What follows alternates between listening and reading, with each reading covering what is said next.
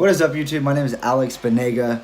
In today's tutorial, I'm going to be sharing with you guys how to create really abstract, cool backgrounds. So backgrounds might not seem like a huge thing in the web design game, but there are certain things you can do to your backgrounds to increase the visual appeal of your backgrounds and your actual website or web app by like 10x. So I want to show you guys what I'm talking about first, and then we're going to dive straight into a tutorial. And as you guys know, I like keeping my videos under 10 minutes if possible, because I know you guys are busy, as am I.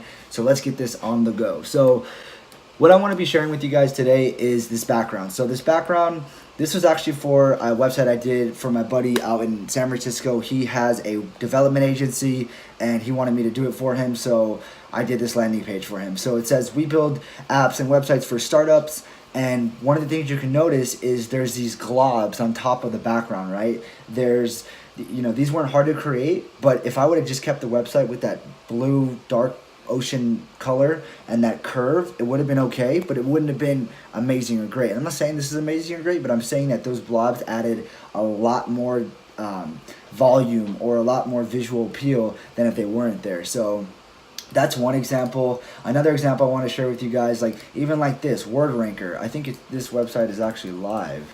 Word ranker, yeah. So you can see there's these subtle backgrounds that animate, and these were actually things I had to communicate to the developer just to entice the background, to make the website that much better, right? As a web designer, you're competing for a lot of jobs, you're competing for different things. You have to find whatever way you can to outdo yourself in the competition. And subtle things like adding backgrounds, adding shapes to your backgrounds that are very subtle, that entice it so it's not just a plain, simple, like boring background, is gonna set you apart from the designers, you know, that's applying next to you or whatever that might be. So this is another example, right? Like you have these like 3D long rectangles, and I put those in the background here, and you can see the depth and how much better it makes the website feel. It makes it feel a lot more complete. A lot more thought was put into it. It wasn't a lot more thought. It was probably, I don't know, for these shapes, maybe it took me like 5-10 minutes to create, maybe 15 minutes to adjust to see where it fits best,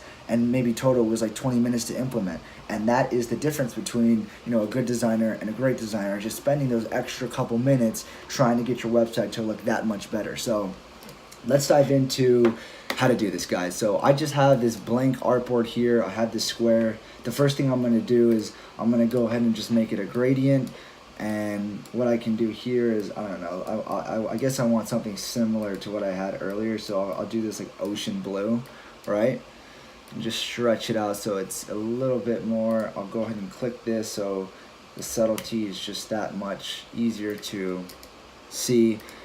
And I have my background color. Now you can keep it like this. Let's say we build web apps, right? I'm doing this very quickly, guys, so bear with me. So for my font, I love, anyone who knows me knows my favorite font in the world is circular, and it is also Spotify's favorite font because they use it. So we build web apps. What I'll do is I'll just make it bold. I'll bring the character, you know, together a little bit, those letters, and then I can just make big. And this is actually a lot smaller than I need it to be, so I'm just going to grab this artboard. I'm going to make it 1500 because we are just doing the banner area. And now my font doesn't have to look so pixelated. I can move this up to something that looks good. So something like this, right? This is on the fly, guys, so bear with me. And voila. So right there, that might be something you see, right? Something big and bold. You could keep it like that. You'd have your logo, your navigation on the right corner. Maybe you'll have it, your slogan or tagline, and then you have your call to actions, right, guys? So the way that I would go about making this better, and this is just adding shapes, you guys can experiment with it. Sometimes I grab photos from Unsplash, I put them in the background, I play around with the blend modes, and it comes out really cool, right? But for this, I actually just want to mimic what I did for that FMB site. So what I'll do here is all I did was hit the O command on my keyboard just so I can grab this circle. So I have this gray circle. I'm just going to place it behind my text.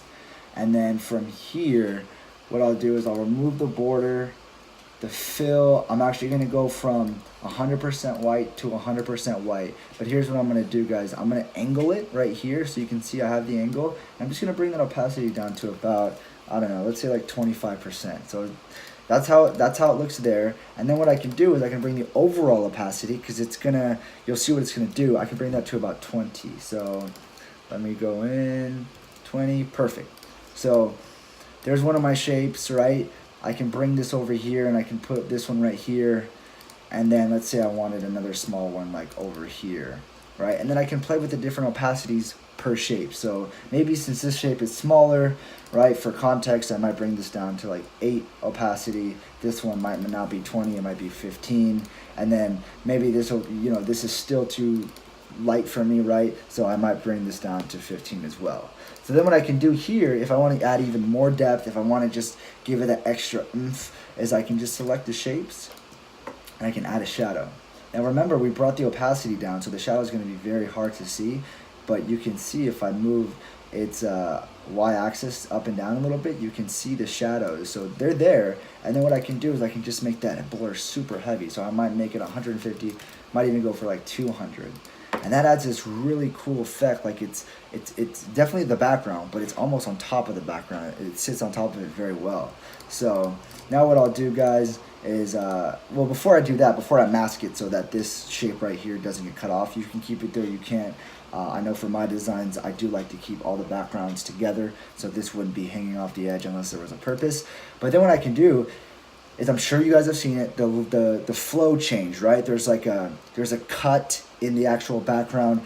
It might get cut off like right here, right? You might have seen something like this before, guys, right? Where it's like, let me just bring this into the front, where it just gets like cut off, or maybe, something like that. But what I like to do is I like to do these little shapes with my vector tool, and I just like to do these upward looking charts, and then I just close them. And then what I can do here is I just grab the point, bring them in, and then I can actually just grab each point and then mirror. So it gives me this super nice curve, almost like if I had a border radius on top of it, right? And then from there, I can do something like this. So that's sweet. Right there. So, perfect. So you can see what I did there, right? The fill. Now what I can do is I can either cut it out or I can curve it. So what I mean by curve it is I can tilt it. So I can tilt it just a little bit so it sits on a skew. I might have to bring this down a little bit so it completes it. And then what I can do here is I can just either come here. Obviously implementing this in code, guys, there's a couple ways you can do this, but I'm going to go into those a little later.